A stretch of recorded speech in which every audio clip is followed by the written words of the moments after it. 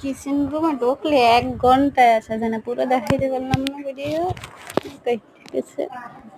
আরও কত কিছু তোমার নিচ টিচ ময়লা হয়ে রয়েছে, ওইগুলো পরিষ্কার করতে হয়েছে 1 ঘন্টা পাক্কা লাগছে, তো পুরো দেখাইতে দেখতেছে বা